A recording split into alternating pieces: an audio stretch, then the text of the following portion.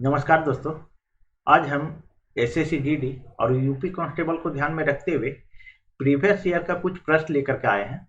अगर आप किसी भी एग्जाम की तैयारी कर रहे हो तो ये आपके लिए इम्पोर्टेंट होगा। चलिए देर न करते हम शुरू करते हैं। आपका पहला प्रश्न है, एक बैरल में कितने लीटर होता है? आपके पास चार ऑप्शन है। ए में है 159 लीटर, बी में है 169 लीटर, सी में है 149 लीटर और डी में है 109 लीटर। इसका सही जवाब होगा ए नंबर 159 लीटर। ठीक है, चलिए आगे बढ़ते हैं और कुछ इंपॉर्टेंट फैक्ट देखते हैं दोस्तों।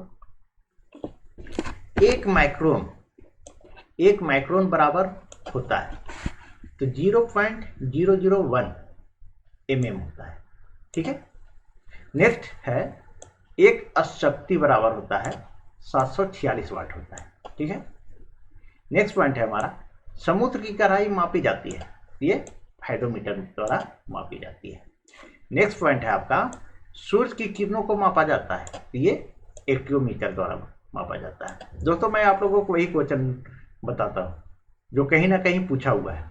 ठीक है, और मैं तो ये तो प्रीवियस ईयर का क्वेश्चन लेकर के आया हूँ, इसलिए आप ध्यान से देखिएगा। ठीक है, चलिए अगला प्रश्न है, कौन सा स्थानीय पवन इटली में रक्त की वर्षा लाती है? ठीक है, सॉरी यहाँ दोस्तों लत्ती लिख गया है। ठीक है, इसलिए सॉरी, ये लाती की जगह लत्ती लिखा गया है। ठीक है, टाइपिंग हो गया है। चलिए आपके पास चार ऑप्शन है। ए में चिनुक, बी में नार्वेस्टर, सी में सिराको और डी में सिमुक। इसका सही आंसर है सिराको। ठीक है, पूछ दे कि इटली में रक्त की वर्षा कौन सी स्थानीय पवन लाती है, इसका सही आंसर होगा सिराको। ठीक है, आगे बढ़ते हैं और कुछ इंपॉर्टेंट फैक्ट देखते हैं। चिनुक पवन का बर्फ का भक्षक कहा जाता है। ठीक है, नेक्स्ट पॉइंट है हमारा, हरमटन को गिनी तट पर डॉक्टर हवा कहा जाता है। आपको पूछ दे कि डॉक्टर हवा किसे कहा जाता है और चार ऑप्शन दे देगा तो आप हरमटन आंसर कीजिएगा। ठीक है, नेक्स्ट पॉइंट हमारा, नार्वेस्टर ये न्यूजीलैंड में पर्वतीय क्षेत्रों से उतरने वाली उष्ण और शुष्क धूल भरी हवा है। ठीक है, चलिए आगे बढ़ते हैं दोस्तों और अगले प्रश्न की ओर चलते हैं। किस व्यक्ति ने वयस्क मताधिकार के आधार पर संविधान सभा के गठन की मांग की थी? ठीक है, आपके पास चार ऑप्शन है।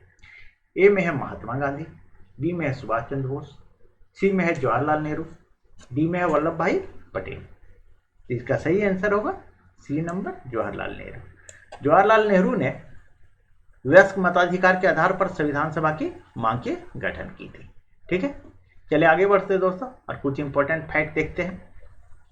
भारत का संविधान सभा का गठन कैबिनेट मिशन योजना के तहत हुआ था। ठीक है, आपको पूछ देगा कि संविधान सभा का गठन किस योजना के तहत हुआ था, तो आप कैबिनेट मिशन योजना आंसर कीजिएगा और इसका गठन 1946 ईस्वी में हुई थी।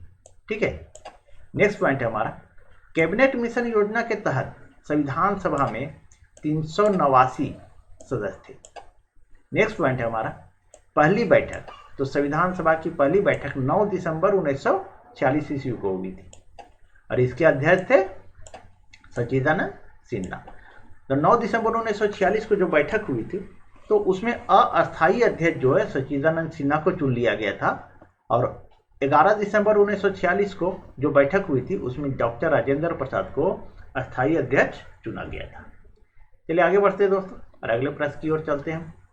अकबर के शासनकाल में भू राजस्व सुधारों के लिए कौन उत्तरदायी था? ए में है बीरबल, बी में है टोडरमल, सी में है जयसिंह और डी में है बिहारीमल। इसका सही आंसर होगा टोडरमल। ठीक है, अकबर के शासनकाल में भू राजस्व सुधारों के लिए कौन उत्तरदायी था, तो टोडरमल था। ठीक है, चलिए आगे बढ़ते हैं दोस्तों और देखते हैं कुछ इंपॉर्टेंट फैक्ट देखते हैं।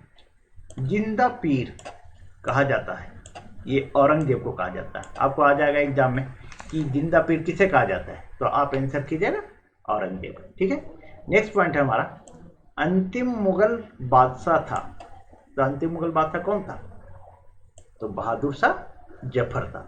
ठीक है, नेक्स्ट पॉइंट है हमारा, इलाही संवत की शुरुआत की थी, ये अकबर ने की थी 1584 ईस्वी में। नेक्स्ट पॉइंट है हमारा, दीन इलाही धर्म की शुरुआत की थी, तो किसने, ये भी अकबर ने की थी और 1582 ईस्वी में की थी। ठीक है, चलिए आगे बढ़ते हैं दोस्तों और अगले प्रश्न की ओर चलते हैं। निम्नलिखित में से कौन सी धातु नाइट्रोजन में जलती है? आपके पास 4 ऑप्शन है। ए में है सोडियम, बी में है कैल्शियम, सी में है मैग्नीशियम और डी में है प्लेटिनम। इसका सही आंसर है मैग्नीशियम। मैग्नीशियम जो है नाइट्रोजन में जलती है। ऐसे ही तो आप किसी भी चीज़ को जलने के लिए ऑक्सीजन की आवश्यकता होती है, ठीक है, लेकिन क्या है, नाइट्रोजन में जलने वाली चीज़ कौन है? मैग्नीशियम है। चलिए आगे बढ़ते हैं दोस्तों और इम्पोर्टेंट फैक्ट देखते हैं हम लोग। सोडियम को किरोसिन तेल में रखा जाता है, ठीक है। नेक्स्ट पॉइंट है हमारा, सड़क पर जो वेपर लाइट लगा हुआ रहता है उसमें सोडियम का प्रयोग किया जाता है। जो पीला पीला जो लाइट देता है सड़क पर लगा हुआ रहता है, स्ट्रीट लाइट जिसको बोलते हैं, उसमें क्या है? सोडियम का प्रयोग किया जाता है। नेक्स्ट पॉइंट है हमारा, पोटेशियम इस सोडियम को चाकू से काटा जा सकता है। आपको पूछ देगा कि चाकू से किसे काटा जा सकता है, तो आप पोटेशियम और सोडियम आंसर कीजिएगा, ठीक है। चलिए नेक्स्ट पॉइंट देखते हैं। आयोडीन ठोस अवस्था में पाए जाने वाला अधातु है, ठीक है। पूछ देगा कि ठोस अवस्था में कौन सी अधातु पाई जाती है, तो आप आयोडीन आंसर कीजिएगा, ठीक है। चलिए आगे बढ़ते हैं दोस्तों और छठे प्रश्न को देखते हैं हम लोग। छठा प्रश्न है हमारा, मानव शरीर में कौन सा अंग टाइफाइड से प्रभावित होता है? ए में है अमाशय, बी में है गुर्दा, सी में है फेफड़ा और डी में है आंत। इसका सही आंसर होगा आंत, ठीक है। मानव शरीर में कौन सा अंग टाइफाइड से प्रभावित होता है? तो आंत प्रभावित होता है। चलिए आगे बढ़ते हैं और देखते हैं। जबड़ाबंदी रोग संबंधित है, तो ये टेटनस से संबंधित है। जब आदमी को टेटनस होता है तो क्या होता है? मुंह नहीं खुलता है, जबड़ा नहीं खुलता है, इसलिए इसको जबड़ाबंदी रोग नाम दिया गया है, ठीक है। नेक्स्ट पॉइंट है हमारा, मलेरिया रोग प्रभावित करता है, तो ये प्लीहा को करता है, ठीक है। नेक्स्ट है हमारा, एस्टिगेटिस एक बीमारी है, ये आंख की बीमारी है, ठीक है।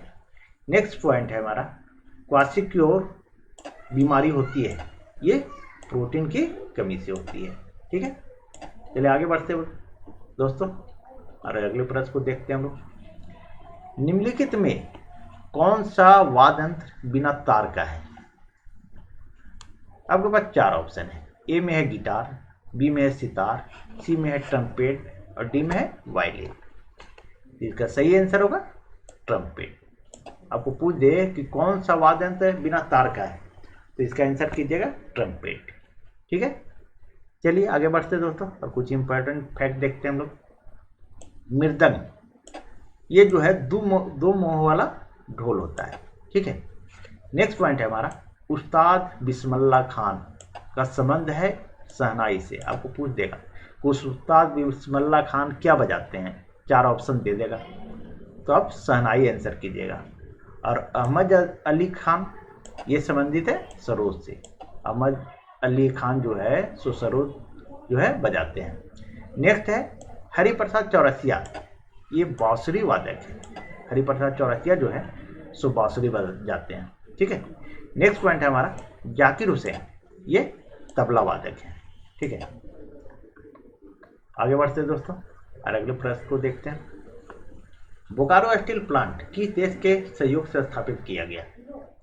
ए में है ब्रिटेन, बी में है जर्मनी, सी में पूर्व सोवियत संघ और डी में है अमेरिका। इसका सही आंसर होगा पूर्व सोवियत संघ, ठीक है। बोकारो स्टील प्लांट कहाँ है? ये झारखंड में है, ठीक है। आपको पूछ देगा कि बोकारो स्टील प्लांट किस देश के सहयोग से स्थापित किया गया, तो पूर्व सोवियत संघ के सहयोग से। कहाँ स्थापित है? तो ये झारखंड में है, ठीक है। आगे बढ़ते हैं दोस्तों और कुछ इंपॉर्टेंट फैक्ट देखते हैं। भिलाई स्टील प्लांट ये पूर्व सोवियत संघ से ये भी किया गया और ये छत्तीसगढ़ में स्थित है। नेक्स्ट पॉइंट है हमारा, राउरकेला स्टील प्लांट ये जर्मनी के सहयोग से स्थापित किया गया और ये जो है सो उड़ीसा में है। नेक्स्ट पॉइंट है हमारा, दुर्गापुर स्टील प्लांट ये जो है ब्रिटेन में है, ब्रिटेन के सहयोग से किया गया स्थापित और पश्चिम बंगाल में है। चलिए आगे बढ़ते हैं और अगले प्रश्न को देखते हैं दोस्तों। धोवन सोडा का रासायनिक नाम क्या है? आपके पास 4 ऑप्शन है। सोडियम कार्बोनेट, सोडियम बाइकार्बोनेट, ठोस कार्बन डाइऑक्साइड और लेड पर ऑक्साइड। तो इसका सही आंसर है ए नंबर है, सोडियम कार्बोनेट। तो धोवन सोडा का रासायनिक नाम क्या है? तो सोडियम कार्बोनेट। ठीक है, चलिए आगे बढ़ते हैं दोस्तों। अब कुछ इंपॉर्टेंट फैक्ट देखते हैं। बेकिंग सोडा, इसका रासायनिक नाम सोडियम बाइकार्बोनेट है। नेक्स्ट है हमारा शुष्क बर्फ, ये इसको ठोस कार्बन डाइऑक्साइड कहा जाता है। नेक्स्ट पॉइंट है हमारा लाल सिंदूर, इसे लेड परऑक्साइड कहा जाता है। नेक्स्ट पॉइंट है हमारा हरा कशिश, ये फेरस सल्फेट कहा जाता है। चलिए 10वें प्रश्न को देखते हैं हम लोग। एस्किमो कहाँ की जनजाति है? आपके पास 4 ऑप्शन है। ए में है अफ्रीका, बी में कालाहारी, सी में ब्राजील और डी में है कनाडा। तो इसका सही आंसर होगा कनाडा।